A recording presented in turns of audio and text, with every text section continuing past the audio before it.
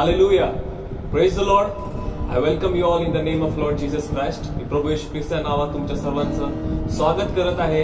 या आजच्या दिवशी जो आपण मातृदिन असं म्हणून साजरा करत आहोत, संपूर्ण जगभर आजचा जो रविवार आहे तो मातृदिन असा साजरा करत आहेत. मातांसाठी हा रविवार विभक्त केलेला आहे आणि ह्या रविवारी आपण देवाची स्तुती आराधना करणार आहोत आणि आपण त्याचे आभार मानणार आहोत. This Sunday is celebrated as Mother's Day throughout the world, and we are also going to celebrate this day as Mother's Day, and we are going to thank our mothers, and we are going to praise and worship the name of Lord Jesus Christ. Hallelujah. Before that, I would like to say Happy Mother's Day to all the mothers, to all the women who strive for their family, who sacrifice for them, who work for them, and who love their family so much. सुरुवात करायच्या अगोदर मला सर्व मातांना happy mother's day बोलायचं आहे, कारण की ते सर्व आपल्या कुटुंबासाठी बहुत कष्ट घेतात. त्यांच्यासाठी ते काम करतात भरपूर आणि आपल्या कुटुंबावर ते प्रेम करतात. त्यासाठी सर्व मातांना, सर्व भगिनींना हॅपी मदर्स डे. आपण डोळे बंद करू आणि आपण प्रार्थनेने सुरुवात करूया.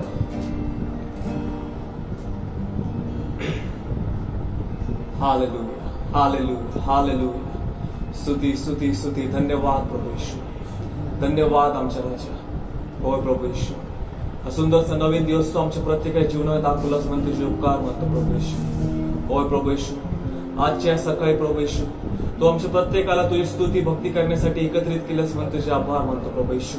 आम्ही जेथे कुठे आहोत प्रभू येशू, तरी देखील आमची एक खात्री आहे की तुझा आत्मा आमच्या बरोबर आहे, तुझं सानिध्य आमच्या बरोबर आहे प्रभू येशू. कारण की विश्वासणाऱ्यांबरोबर तुझं सानिध्य असतं प्रभू येशू. आणि प्रभू येशू, या वर्षावर आम्ही विश्वास ठेवतो की तू आमच्या बरोबर उपस्थित आहे प्रभू येशू. होय प्रभू येशू, आम्ही तुझे आभार मानतो प्रभू येशू. तुझ्या प्रेमासाठी आम्ही तुझे आभार मानतो. तू आमच्या प्रत्येकावर महान अद्भुत असं प्रेम केलंस म्हणून तुझे उपकार मानतो. आमच्या प्रत्येकासाठी तू आपला प्राण अर्पण केलास म्हणून तुझे आभार मानतो प्रभू येशू. आणि खरोखर प्रभू येशू, या जीवनामध्ये तू आमच्या प्रत्येकाला सुखरूप ठेवलं, सुरक्षित ठेवलंस म्हणून तुझे आभार मानतो. आम्हाला प्रभू येशू तू आम्हाला जिवंत ठेवल्या भूमीवर म्हणून तुझे उपकार मानतो प्रभू येशू. आणि प्रभू येशू, आम्ही आज सर्वजण एकत्र येऊन प्रार्थना करतो की प्रभू येशू तुझं जे प्रेम आहे त्या प्रेमाचे आम्ही आभार मानतो. त्या प्रेमाला आम्ही कधीच प्रभू येशू, तुझ्या प्रेमाची आम्ही कधीच परतफेड करू शकणार नाही प्रभू येशू. पण आम्ही एवढंच म्हणतो प्रभू येशू की तू आहे म्हणून आम्ही आहोत प्रभू येशू. तुझ्यामुळे आम्ही जे काय आहोत ते आम्ही तुझ्यामुळे आहोत प्रभू येशू. धन्यवाद प्रभू येशू, तुझ्याशिवाय आम्ही काहीच नाही आमच्या राजा. Hallelujah, hallelujah. धन्यवाद येशू, धन्यवाद येशू. आम्ही तुझ्याशिवाय काहीच नाही प्रभू येशू.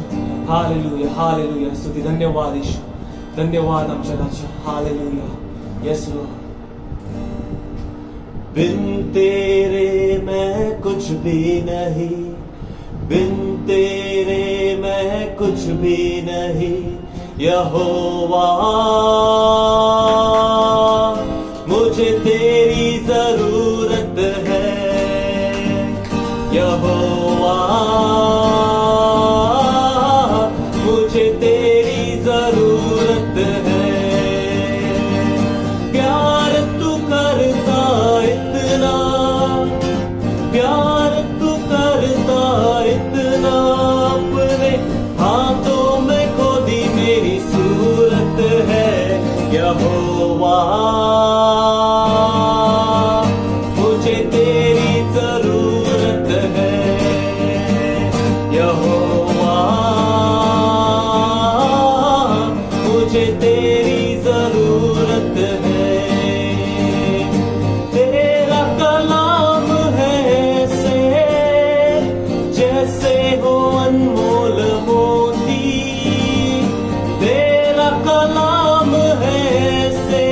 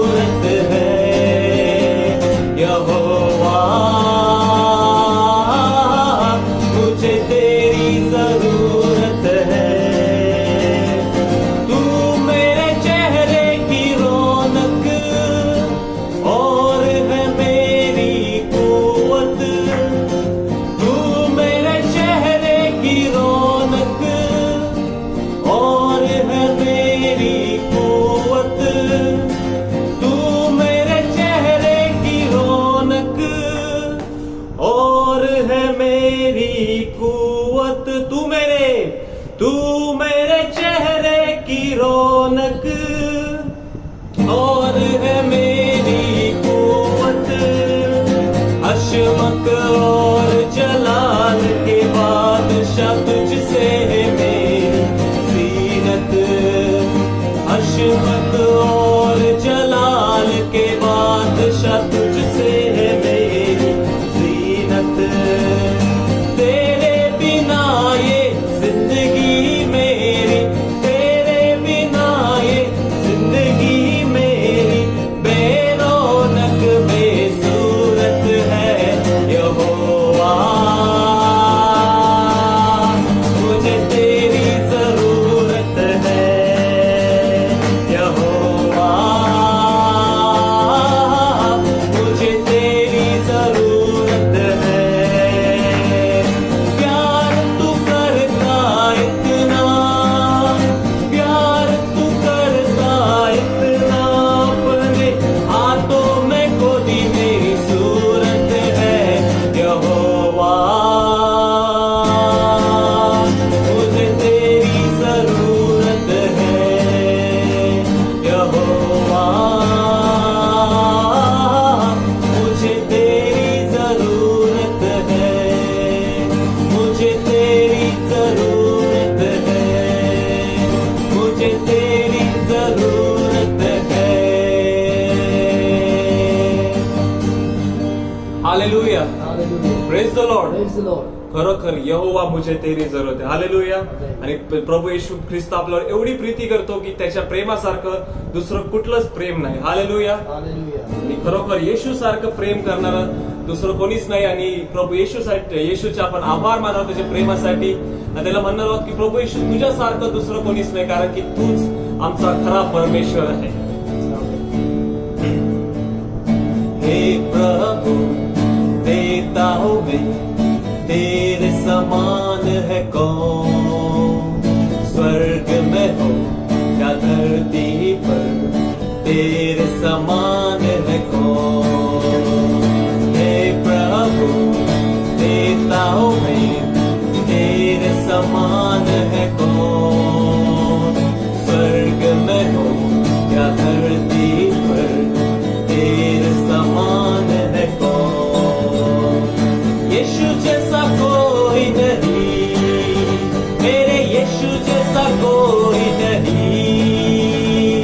यीशु जैसा कोई नहीं, मेरे यीशु जैसा कोई नहीं। स्वर्ग में हो या धरती पर, तेरे समान है कौन। स्वर्ग में हो या धरती पर, तेरे समान है कौन। दूतों के भोजन से अपने लोगों को तृप्त किया।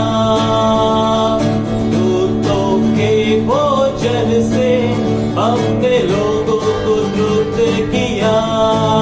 तेरे जैसा है न कोई जो बलिदान हुआ। तेरे जैसा है न कोई जो बलिदान हुआ। यीशु जैसा कोई नहीं, मेरे यीशु जैसा कोई नहीं। यीशु जैसा कोई नहीं, मेरे यीशु जैसा कोई नहीं। स्वर्ग में हो या धरती पर, तेरे समान है कौन। स्वर्ग में हो या धरती पर, तेरे समान है कौन। पाप का दाग मिटाने बहाया पावन लहू। पाप का दाग मिटाने बहाया पावन लहू। तेरे जैसा है न कोई जो बलिदान हुआ। तेरे जैसा है न कोई जो बलिदान हुआ। यीशु जैसा कोई नहीं, मेरे यीशु जैसा कोई नहीं। यीशु जैसा कोई नहीं, मेरे यीशु जैसा कोई नहीं।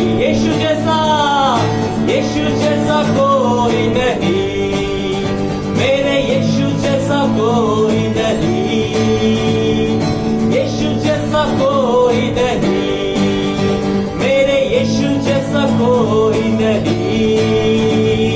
स्वर्ग में हो या धरती पर, तेरे समान है कौन। स्वर्ग में हो या धरती पर, तेरे समान है कौन। मृत्यु का बंधन खोला, पाताल के फाटक को जीता।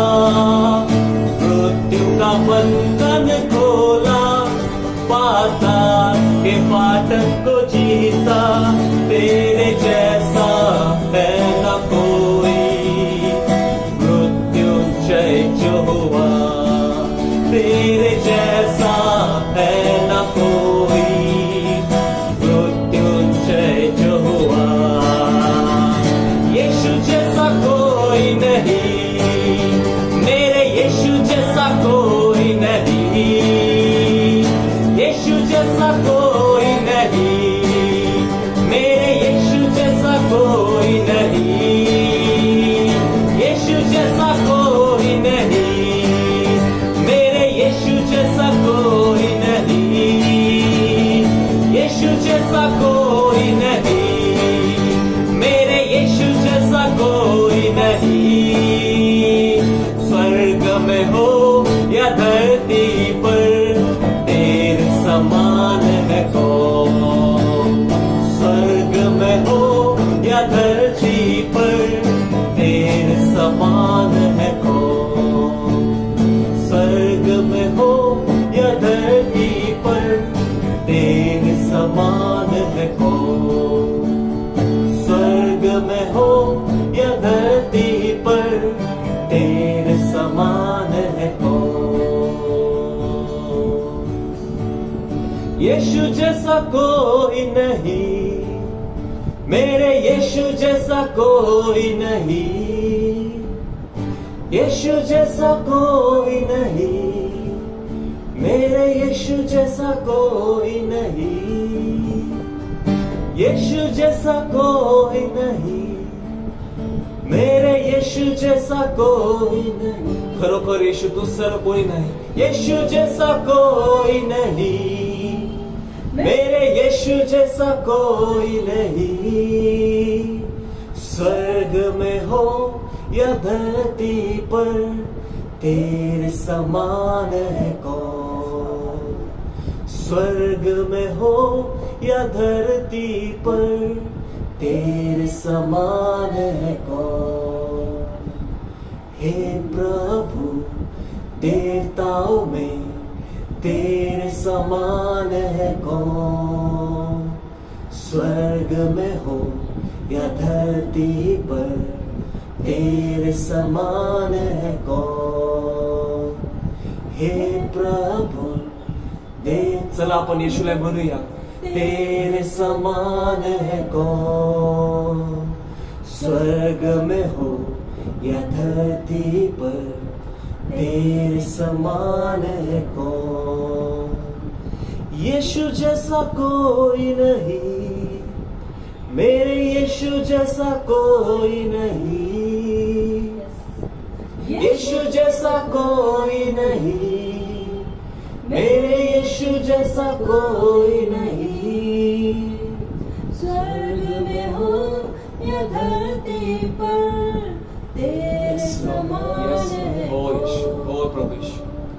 स्वर्ग में हो या धरती पर, तेरे समान है कौन। धन्यवाद यीशु. हो यीशु, खरोखर प्रभू येशू ख्रिस्तासारखं कोणीच नाही. होय प्रभू येशू, स्वर्ग में हो या धरती पर तेरे समान है कौन. कोणच नाही, कोणीच नाही जो प्रभू येशूची तुलना करू शकतो. हो येशू, there is no one like you, O Lord. We cannot compare you with anyone, O Lord Jesus Christ, because Lord, you are almighty, you are all powerful. There is no one like you, O Lord Jesus Christ. Hallelujah, hallelujah. Yes Lord, yes Lord. तुम सा कोई नहीं तुम सा कहीं नहीं, तुम सा कोई नहीं, तुम सा कहीं नहीं, तुम सा कोई नहीं, तुम सा कहीं नहीं।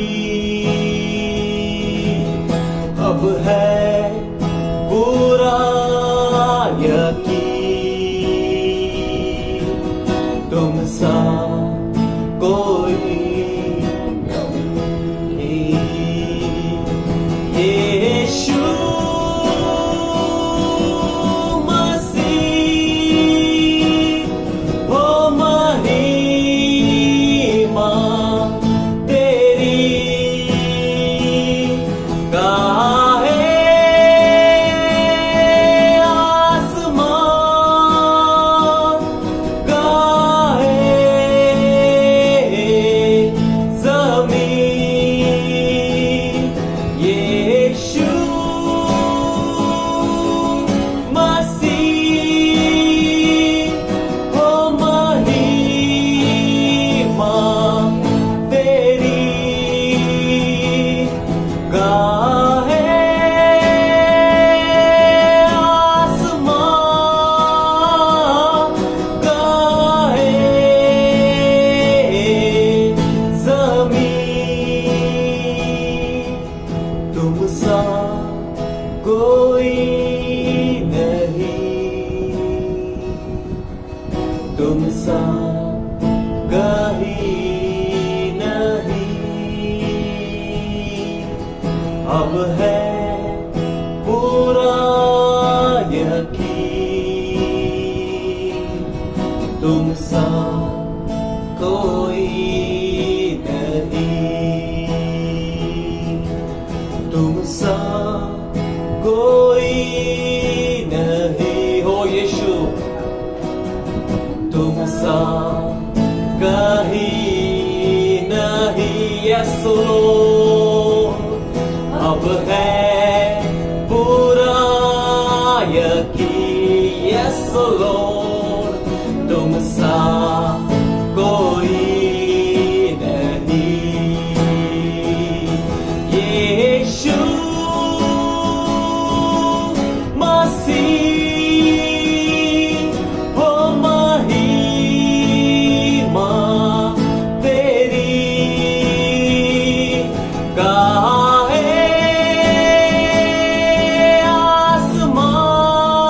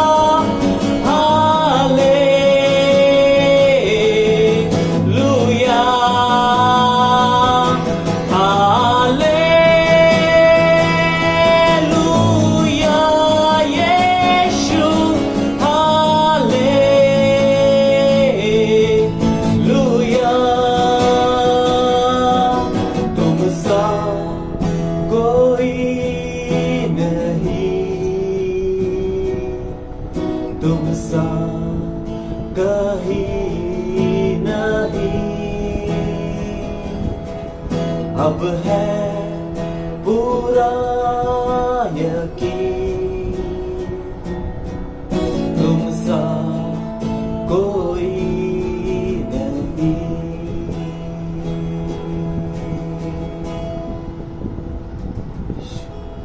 Hallelujah, hallelujah, hallelujah. स्तुती, धन्यवाद प्रभु यीशु, धन्यवाद आमच्या राजा. हो प्रभु यीशु, तुमचा कोई नाही, तुमचा काही नाही. होय आमच्या राजा, तू समान दुसरं कोणीच नाही प्रभु यीशु. आम्ही तुझे आभार मानतो प्रभु यीशु, आम्ही तुझ्या नावाची स्तुती करतो प्रभु यीशु. तू आमचा राजा आहेस, तू अद्भुत असा परमेश्वर आहेस प्रभु यीशु. तुझ्यासारखं दुसरं कोणीच नाही प्रभु यीशु. Hallelujah, hallelujah. स्तुती, धन्यवाद प्रभु यीशु, धन्यवाद आमच्या राजा. या सुंदरच्या वेळेसाठी आम्ही तुझे आभार मानतो प्रभु यीशु. होय प्रभु यीशु, आम्ही जिथे कुठे एकत्रित जमलो आहोत प्रभु यीशु, आमच्या प्रत्येकाला खात्री आहे की तुझं सानिध्य आमच्या घरामध्ये आज उतरून आलेलं आहे प्रभु यीशु. होय प्रभु यीशु, तुझं सानिध्याने तू आमच्या प्रत्येकाला भरलायस म्हणून तुझे उपकार मानतो प्रभु यीशु. आणि प्रभु यीशु, आज आम्ही बोलतो प्रभु यीशु की तूच आमचा राजा आहेस, तुझ्यासारखं दुसरं कोणीच नाही प्रभु यीशु. धन्यवाद प्रभु यीशु, धन्यवाद आमच्या राजा. हालेलुया, स्तुती, धन्यवाद प्रभु यीशु. होय प्रभु यीशु, आज आम्ही प्रार्थना करतो, जे वचन तू आमच्यासाठी पाठवलंय प्रभु यीशु, ते वचन आम्हाला समजण्यासाठी मदत कर प्रभु यीशु. ते वचन आम्हाला स्वीकारण्यासाठी मदत कर प्रभु यीशु. आणि त्या वचनाद्वारे आमचं जीवन आम्हाला आचरण करण्यासाठी मदत कर प्रभु यीशु. होय प्रभु यीशु, तू आमच्या प्रत्येकाशी बोल प्रभु यीशु. तुझ्या वचनाद्वारे तू आमच्यासाठी बोल प्रभु यीशु. आणि पवित्र आत्मा तू आम्हाला चालव पवित्र आत्मा. आम्ही प्रार्थना करतो प्रभु यीशु, इथून पुढच्या सर्व वेळेचा ताबा तू घे, आमच्या जीवनाचा ताबा तू घे प्रभु यीशु. ही प्रार्थना विनंती थोर महान असं प्रभू येशू ख्रिस्ताच्या नावामध्ये मागतो म्हणून तू ऐक आमच्या राजा. हालेलुया, आमेन, आमेन, आमेन, आमेन.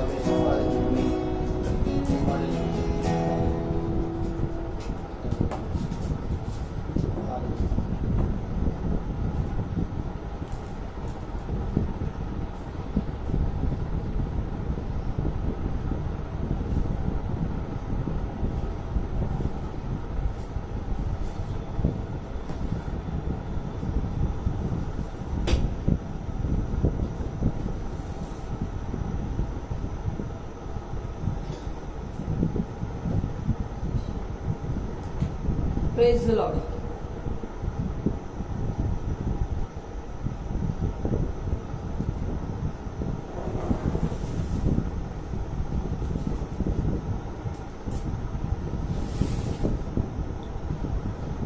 आजच्या दिवशी मी प्रभू येशूच्या नावामध्ये या ऑनलाईन सर्व्हिसमध्ये आपल्या सर्वांचं स्वागत करते.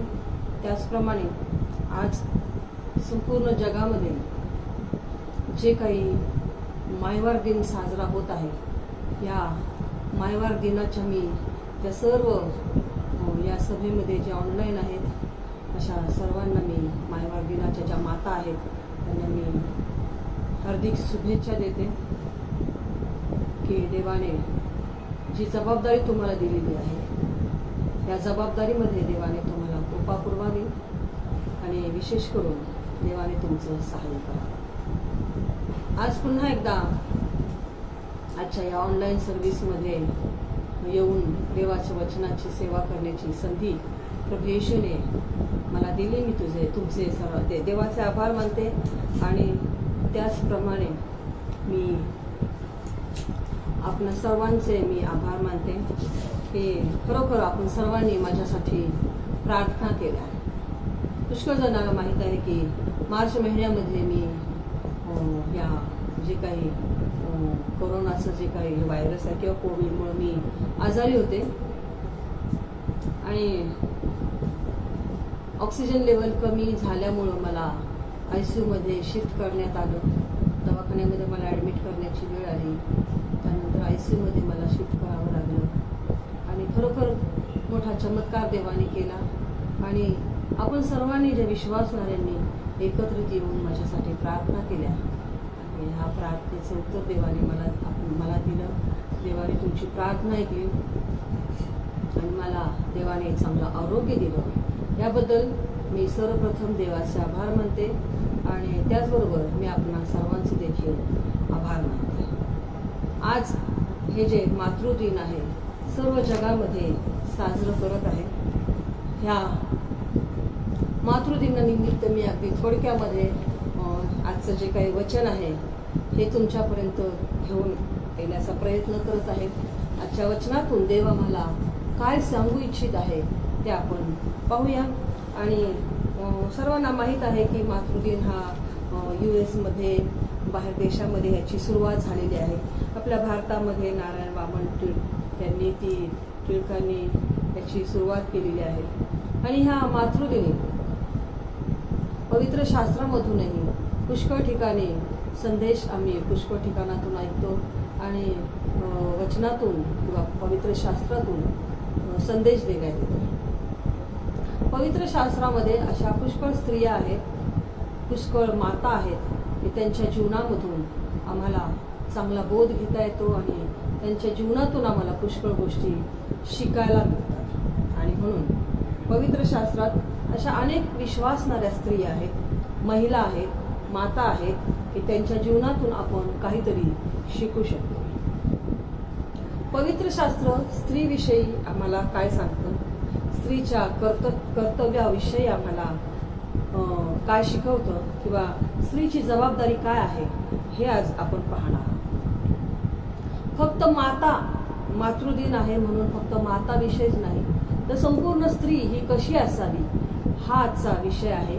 या संपूर्ण स्त्रीचं जीवन कसं असावं, कारण प्रत्येक टप्प्यामध्ये मुलं तिचं निरीक्षण करत असतात आणि मुलं पुष्कळ गोष्टी तिच्या जीवनातून, ह्या स्त्रीच्या जीवनातून शिकत असतात. फक्त मुलांना शिक्षण देणं हीच तिची जबाबदारी नाही, तर त्या स्त्रीची किंवा त्या मातेची आपल्या कुटुंबामध्ये प्रत्येक क्षेत्रामध्ये किंवा प्रत्येक पती बरोबर आहे, घरातील इतर सर्वांबरोबर आहे, तिचं नातं कसं आहे हे खूप महत्वाचं आहे. आणि ह्याच गोष्टी मुलं अनुकरण करत असतात. म्हणून आज आपण त्या स्त्रीविषयी देवाच्या वचनातून, पवित्र शास्त्रातून वाचणार आहोत की ही स्त्री आई या नात्याने कशी असावी, त्याचप्रमाणे पत्नी या नात्याने ती कशी असावी.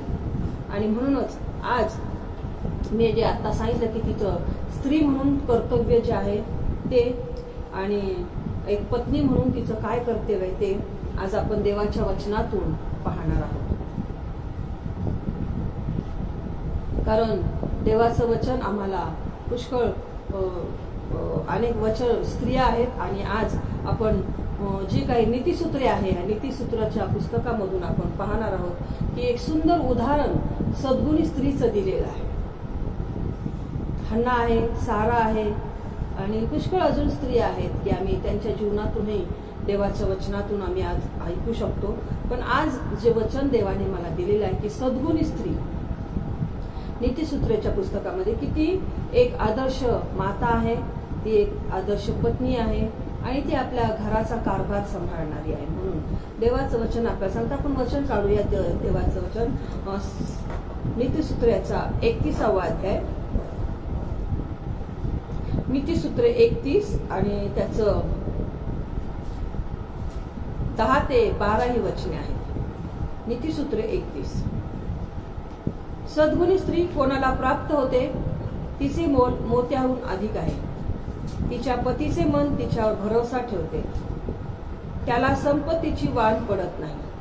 ती अमरण त्याचे हित करते, अहित करीत नाही. हे 10 ते 12 या वचनामध्ये आम्ही जर पाहिलं की एक स्त्री म्हणून जर या सद्गुणी स्त्रीचं जे काही उदाहरण आम्हाला शल्मोनाच्या पुस्तकात शल्मोन राजाने जे लिहिलेलं आहे नीतिसूत्राच्या या अध्यायामध्ये आणि शल्मोन राजाचं जे काही नीतिसूत्र आहे यामध्ये जे लिहिलेलं आहे की ही सद्गुणी स्त्री जी आहे ही सर्वप्रथम तिच्या पतीबरोबर तिचं नातेसंबंध कसे आहेत. आणि इथं आम्हाला पाहायला मिळतं की तिच्या पतीचे मन तिच्यावर भरोसा ठेवते.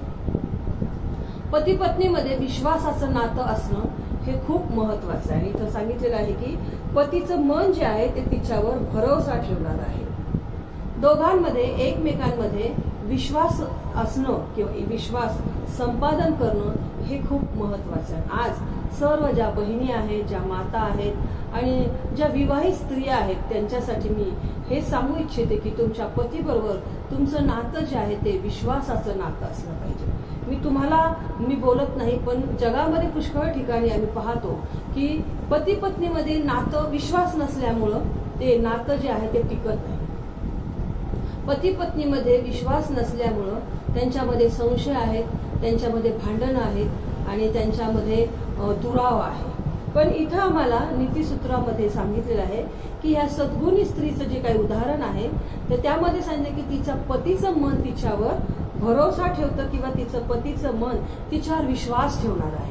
कारण ती वागतीच तशी किंवा ती आहेच तशी स्त्री.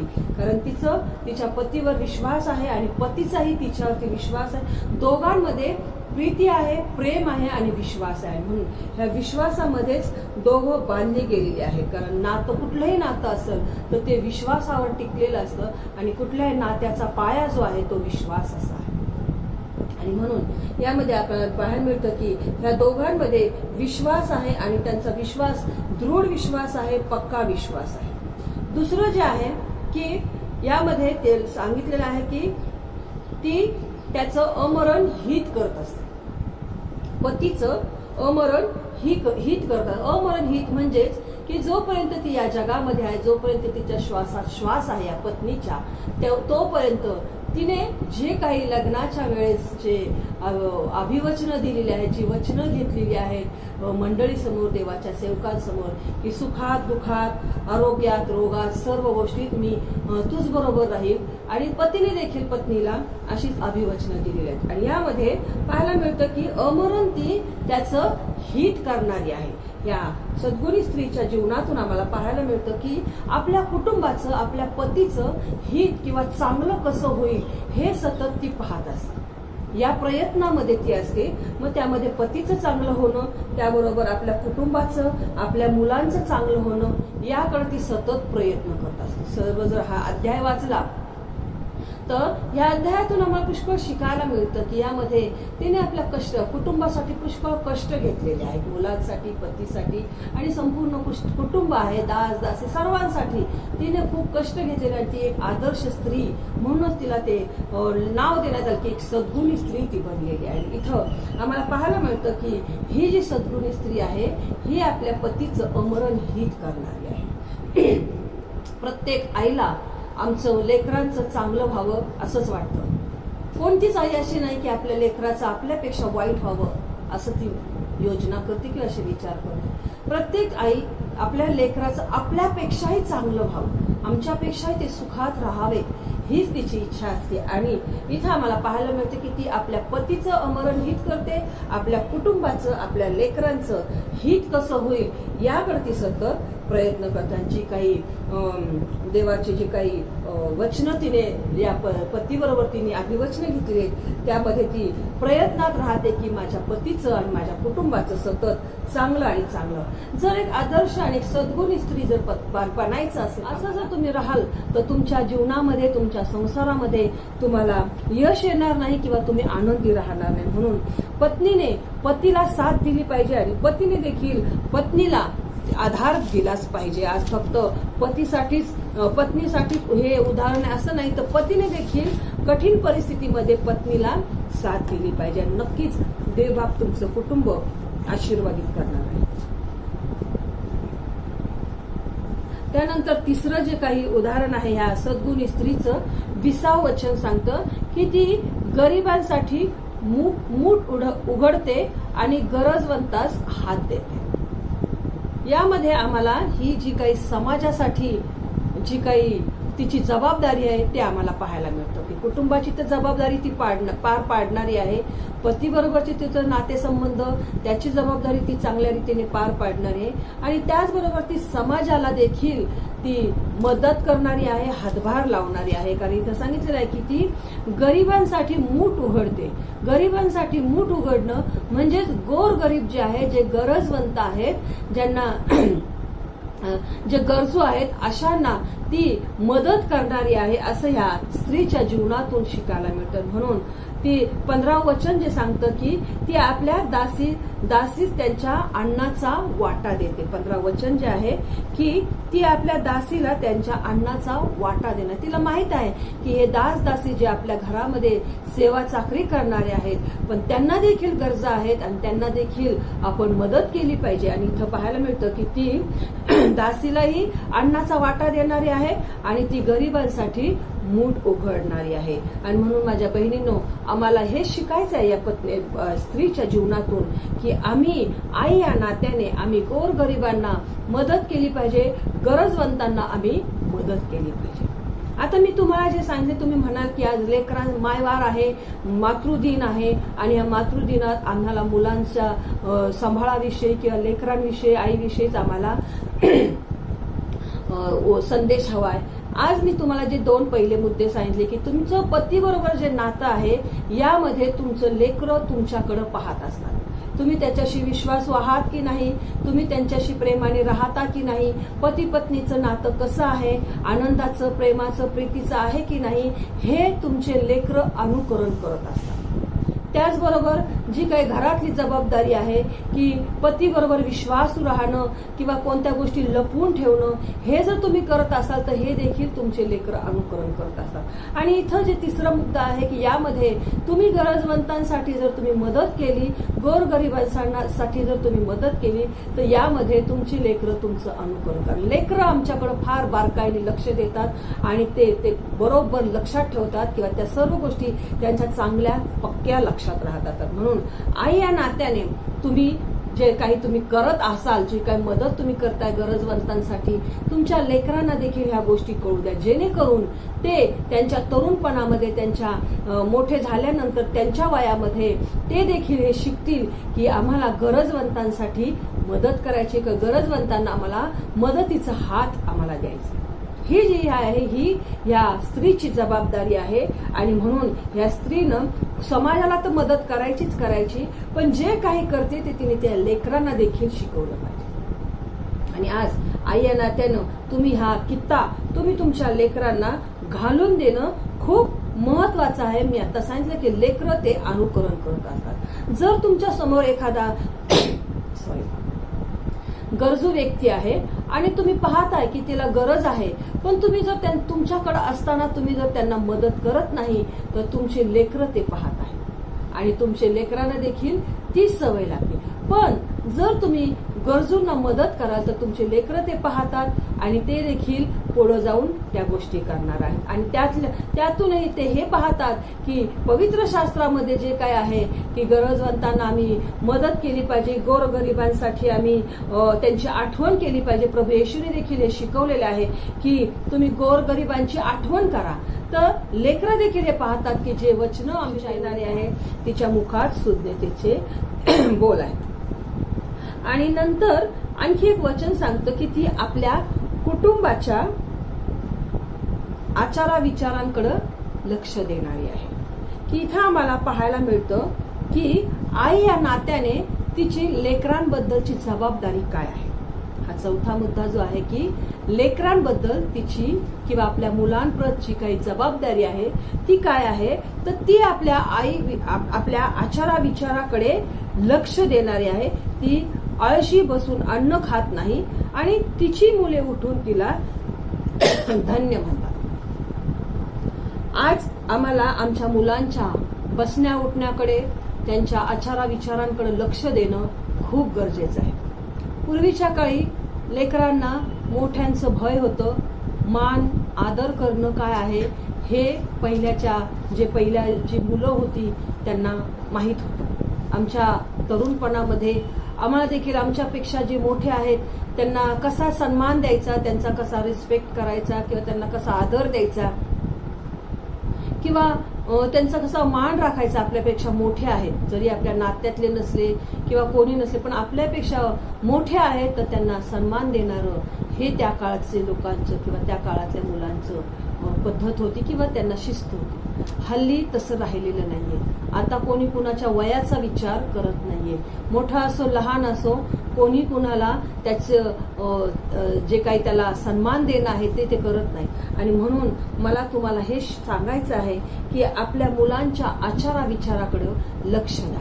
आपल्या मुलांना मोठ्यांचा मान सन्मान करण्याचं शिक्षण तुम्ही द्या. मग ते आपल्या घरातले असो, घराच्या बाहेरचे असो, पण आपण आपल्यापेक्षा जे मोठे आहेत त्यांना रिस्पेक्ट देणं, हे जे काही शिक्षण आहे ते तुम्ही द्यायचंय आणि ही मोठी जबाबदारी आई या नात्याने तुमची आहे. म्हणून माझ्या बहिणींनो, तुम्हाला मला हेच सांगायचं की त्यांच्या आचारा विचारांकडे देखील लक्ष द्या की त्यांचे विचार काय आहेत, ते काय बोलतात, ते कसं बोलतात, ते कुठले शब्द बोलतात.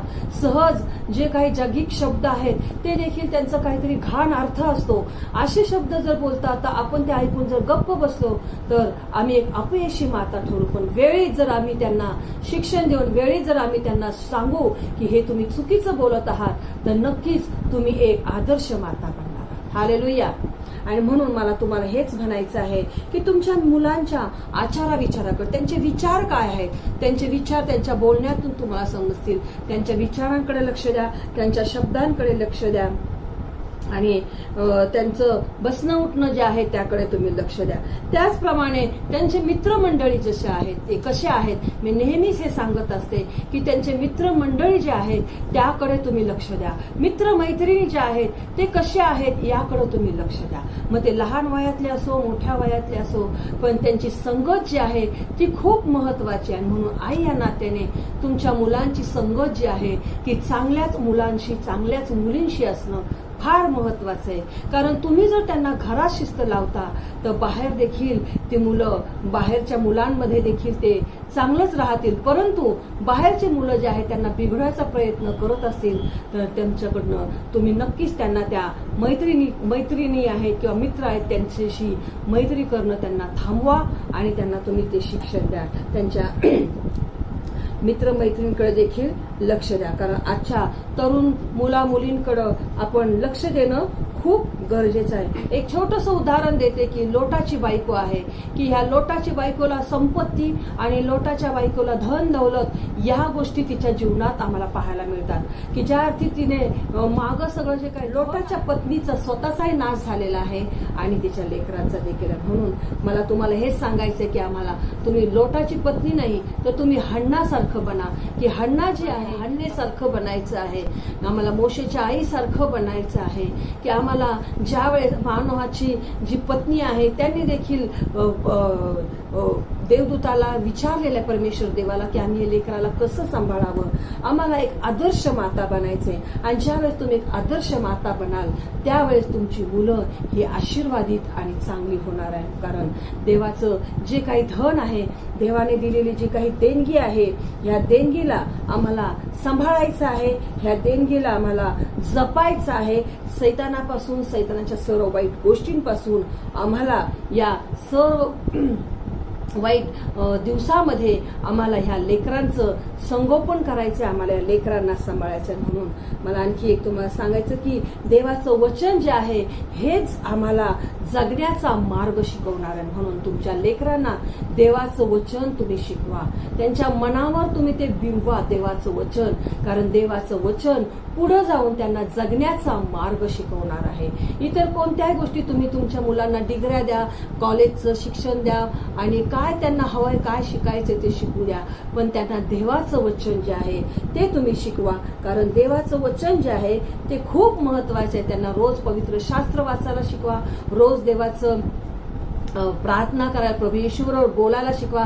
कारण प्रार्थना म्हणजे देवाशी बोलणं आहे हे त्यांना शिकवा. आणि त्यांना पवित्र शास्त्राचं महत्व समजू द्या, त्यांना देवाचं महत्व कळू द्या, त्यांना मंदिराचं महत्व कळू द्या. आणि ज्यावेळेस तुम्ही हे कराल त्यावेळेस तुमची संतती ही आशीर्वादित आणि आशीर्वादित होणार आहे. आणि म्हणून मी तुम्हाला सांगितलं की देवाचं वचन जे आहे ते आम्हाला जगण्याचा मार्ग शिकवते. म्हणून तुमच्या लेकरांच्या मनावर तुम्ही देवाचं वचन बिंबवा, तुमच्या लेकरांना तुम्ही ते शिकवा. कारण देवाचं वचन त्यांना योग्य मार्गाला घेऊन जाणार आहे. म्हणून आज मला आई या नात्यानं तुम्हाला आणि सर्व जे काही बहिणी आहेत, तुम्ही देखील ज्या माता आहेत, तुम्ही आई म्हणून जबाबदारी तुमची आहे की तुमच्या लेकरांना देवाच्या भयात वाढवा आणि देवाच्या वचनामध्ये तुम्ही त्यांना वाढवा. कारण परमेश्वराचं भय हे माणसाचं आयुष्य वाढवणं. तुमच्या लेकरांना देवाचं भय असू द्या. कारण देवाचं भय हे ज्ञानाचा प्रारंभ आहे। जर त्यांना देवाचं भय आहे, तर देव त्यांना ज्ञानाचा पुरवठा करणारा आहे आणि त्यांच्या जीवनामध्ये त्यांना यशस्वीच करणार आहे। देवाचं भय हे माणसाचं आयुष्य वाढवणार आहे। देवाचं भय तुमचंही आयुष्य वाढवल आणि देवाचं भय तुमच्या लेकरांचं देखील आयुष्य वाढवणार आहे। देवाचं भय आम्हाला उच्च स्थानी घेऊन जाणार आहे।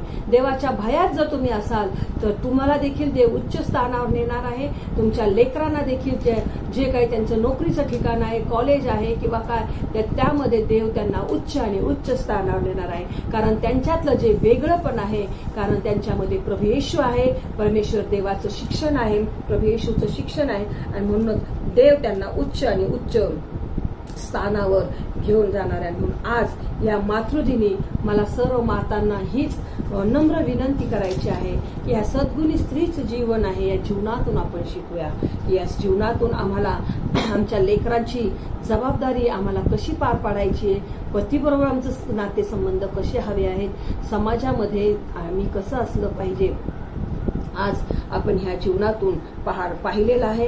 आणि मी तुम्हाला हीच विनंती करते की तुमच्या लेकरांप्रत तुमचं जीवन, लेकरांप्रत तुमची जी जबाबदारी आहे ती तुम्ही पार पाडा। तुमच्या लेकरांना देवाचं वचन, देवाचं भय बाळगायला शिकवा।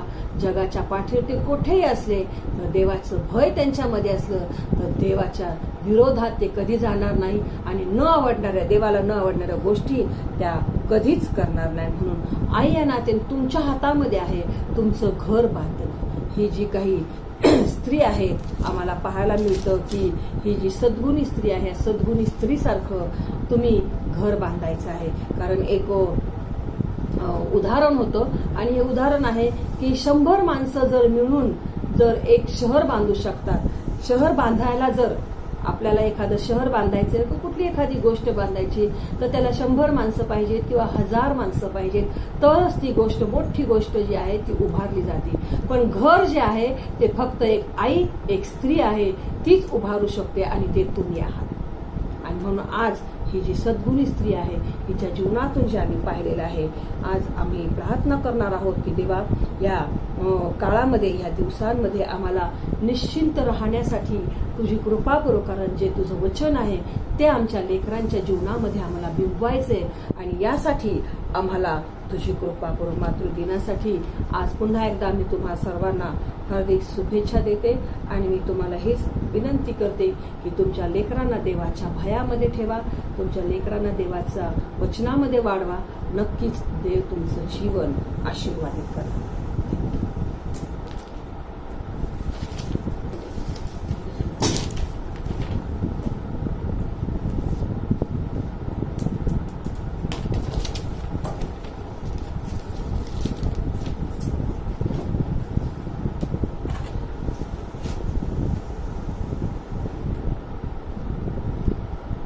आज सकाळी देवाच्या वचनातून सुंदरसं मार्गदर्शन आपण ऐकलेलं आहे। एक स्त्री, एक आई कशी असावी, देवाचं वचन काय सांगतं आणि अतिशय सुंदर बोध या वचनाच्या द्वारे आपल्याला करण्यात आलेला आहे। आणि माझी खात्री आहे की आजची सकाळ आपल्या प्रत्येकासाठी देवानं आशीर्वादित केलेली आहे। आजच्या मातृदिनाच्या आपल्या सर्वांना हार्दिक शुभेच्छा। आणि फक्त शुभेच्छाच नाही तर यावेळेला मी आपल्या सर्वांसाठी प्रार्थना करणार आहे, कारण प्रार्थना खूप महत्वाची आहे। या नुसताच्या या 31व्या अध्यायाच्या शेवटच्या वचनामध्ये असं म्हटलं आहे की परमेश्वराचं भय बाळगणाऱ्या स्त्रीची प्रशंसा होते। जी स्त्री परमेश्वराचं भय बाळगते, जी परमेश्वराचा मान सन्मान करते, जी आपल्या देवाला प्रथम स्थान आपल्या जीवनामध्ये देते, त्या स्त्रीची प्रशंसा होते। तिच्याविषयी लोक चांगलं म्हणतात किंवा तिला चांगलं नावाजलं जातं। आणि एवढंच नाही तर वचनामध्ये असं म्हटलं आहे की तिची मुले उठून तिला धन्य म्हणतात। आई या नात्याने ज्यावेळेला तुम्ही तुमच्या लेकरांचं संगोपन करता, तुमच्या लेकरांनी तुम्हाला असं म्हणायला हवं आहे की खरंच आई तू आहेस किंवा तू आमच्यासाठी खूप आशीर्वाद अशी आहेस, तू आम्हाला तू येथवर आणलेलं आहे। आणि हे ज्यावेळेला शब्द तुम्ही ऐकणार आहात त्यावेळेला समजा की तुमचं जी काही मातृत्वाची जबाबदारी आहे ती तुम्ही योग्य रीतीने पूर्ण केलेली आहे। वचन सांगतं की तिची मुले उठून तिला धन्य म्हणतात। आईचं आणि मुलाचं जे नातं आहे किंवा आईचं आणि मुलांचं जे नातेसंबंध आहे याच्यामध्ये मुलांनी आपल्या आईविषयी चांगले उद्गार काढणं हे खूप गरजेचं आहे। आणि आई आपल्या मुलांसाठी एक आदर्श असं जीवन जगणार आहे। बाळकीनबाईंनी सांगितलं की 100 माणसं मिळून एक नगर उभारू शकतात, परंतु फक्त एक स्त्रीच असते की जी आपलं घर उभारू शकते. आणि देवाचं वचन सांगतं की सुज्ञ स्त्री आपलं घर आपल्या हाताने घर बांधते, पण मूर्ख स्त्री आपल्या हाताने ते पाडून टाकते. एक सुज्ञ, एक शहाणी, देवाचं भय बाळगणारी स्त्री, एक माता जी आहे, जी आपलं कुटुंब उभारणारी आहे. देवाप करून तुमच्या प्रत्येकाचा संसार सुखाचा, आशीर्वादाचा, शांती, समाधानाचा हो. आईपणाची जी जबाबदारी किंवा मातृत्वाची जबाबदारी आहे, काहींच्या जीवनामध्ये वयाच्या 20 वर्षापासून सुरुवात झालेली असेल. प्रत्येक वयामध्ये, प्रत्येक टप्प्यामध्ये जबाबदारी वेगळी वेगळी आहे, परंतु मी देवाचे आभार मानतो की अशा सर्व या टप्प्यांमध्ये परमेश्वर त्याची कृपा प्रत्येक मातेला पुरवतो की त्यांनी आपल्या लेकरांचं संगोपन करावं. आज सकाळी आपण प्रार्थना करणार आहोत की ज्या आई आहेत, ज्या माता आहेत, ज्या नोकरी करणाऱ्या आहेत, ज्या व्यवसाय करणाऱ्या आहेत, देवाने त्यांचं सहाय्य करावं. एवढंच नाही तर ज्या आपली कुटुंबाची जबाबदारी पाहणारे आहेत, देवाने त्यांनाही सहाय्य करावं, चांगलं आरोग्य सर्वांना द्यावं. याबरोबरच ज्याही आहेत की आपल्या लेकरांविषयी ज्यांच्या मनामध्ये चिंता आहे, काळजी आहे की माझ्या मुलांचं कसं होईल, याच 31व्या अध्यायामध्ये म्हटलं आहे की ती पुढील काळांविषयी निश्चिंत असते. जी सद्गुणी स्त्री आहे, देवाचं भय बाळगणारी जी स्त्री आहे, ती पुढील काळाविषयी निश्चिंत असते.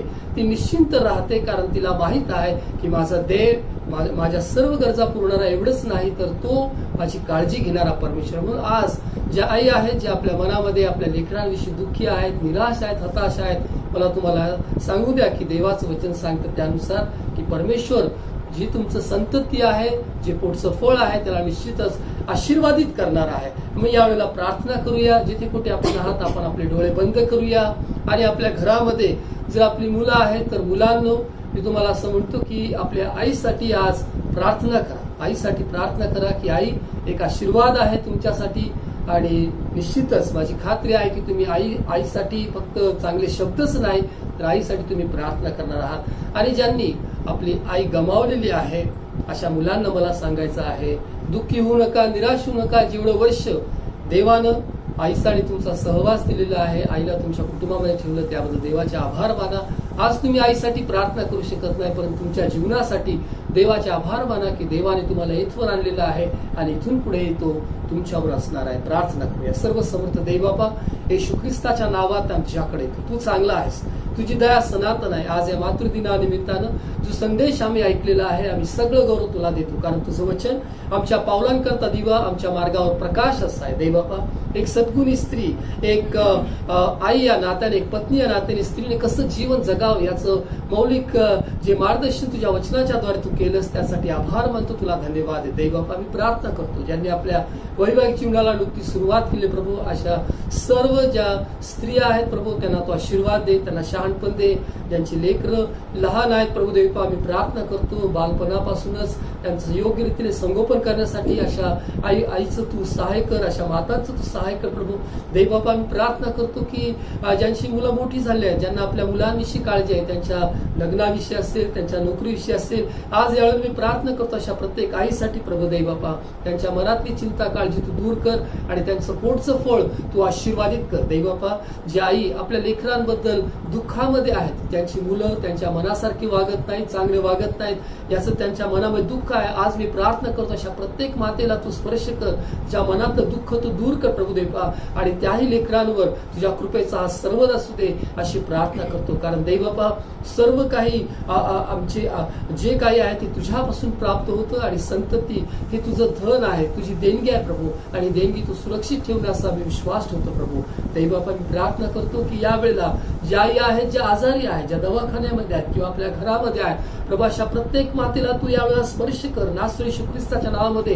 प्रार्थना करतो प्रभू, त्यांना तू चांगलं आरोग्य दे प्रभू येशू, सर्व शरीरातील आजार विकार दूर कर प्रभू, आणि तुझी कृपा सर्व मातांवर सर्वदा राहू दे अशी येशू ख्रिस्ताच्या नावामध्ये प्रार्थना करतो. देवबापा, प्रार्थना करतो प्रभू येशू, ज्या ज्या ज्या घरामध्ये प्रभू देवा आज ज्यांनी तुझं वचन ऐकलंय अशा प्रत्येक कुटुंबाला तू आशीर्वाद दे, प्रत्येकाचं तू सहाय्य कर प्रभू देवा. प्रार्थना करतो की ज्या आई आहेत, ज्या स्त्रिया आहेत प्रभू, ज्या माझ्या बहिणी आहेत प्रभू, ज्या नोकरीनिमित्त कामानिमित्त बाहेर ये जा करत आहेत, त्यांचं जाणं आशीर्वादाचं कर, नोकरीचं ठिकाण आशीर्वादाचं, आनंदाचं, शांती, समाधानाचं कर. सर्व जे काही अडीअडचण त्या तू दूर कर प्रभू देवा. ज्या व्यवसाय करणाऱ्या स्त्रिया आहेत प्रभू, त्यांच्या सर्व व्यावसायिक अडीअडचण दूर कर आणि त्यांनाही आशीर्वादित कर अशी येशू ख्रिस्ताच्या नावामध्ये प्रार्थना करतो आणि हो दे प्रभुदेव, प्रत्येक बहिणीच्या द्वारे तुझं करू दे आणि तुझं नाव उंचावू दे. जे काय आज आम्ही तुझ्या वचनाकडून शिकलो आहोत, आभार मान तुझ्या वचनासाठी आणि सगळं गौरव सन्मान आम्ही तुला देतो. येशू ख्रिस्ताच्या नावात मागतो, आमेन. परमेश्वर तुम्हाला आशीर्वाद दे व तुमचं संरक्षण करो. परमेश्वर आपला मुख प्रकाश तुमच्यावर पाडो व तुमच्यावर कृपा करो. परमेश्वर तुमच्याकडे प्रसन्न करू आणि तुम्हाला शांती देऊ. आता देवजो बापेची प्रीती, प्रभू यीशु ख्रिस्ताची कृपा आणि पवित्र आत्म्याची सहभागिता सर्व मातांबरोबर आता युगानुयुग आणि सदा सर्वदा राहो, आमेन. ख्रिस्ताची शांती आपल्या अंतःकरणात राज्य करू. पुन्हा एक वार या मातृदिनाच्या सर्व मातांना हार्दिक शुभेच्छा आणि विशेष करून आजच्या या संदेशासाठी पाळकीनबाईंचे मनापासून आभार मानतो.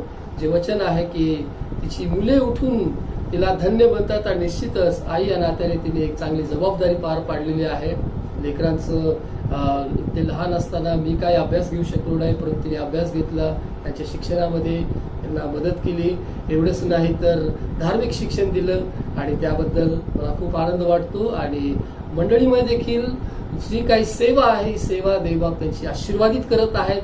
आता पाळकीनबाईंना काय इंट्रोडक्शनची काही गरज नव्हती, त्याच्यामुळे मी सुरुवातीला काही सांगितलं नाही, कारण अनेक वर्ष त्या देवाची सेवा करत आहेत. देवाने त्यांना चांगलं आरोग्य दिलेलं आहे. पुन्हा एक वार आपल्या सगळ्यांच्या प्रार्थनासाठी आम्ही मनापासून आभार मानतो की देवानं पाळकीनबाईंना आरोग्य दिलेलं आहे. या दिवसामध्ये आपण एकमेकांसाठी प्रार्थना करूया आणि माझी खात्री आहे की निश्चितच देव सर्वांना आरोग्य देणार आहे, आशीर्वादित करणार आहे. येशूच्या नावात आपल्या सर्वांना पुन्हा एक वार शांती असो. देवाचं गौरव, देवाची स्तुती.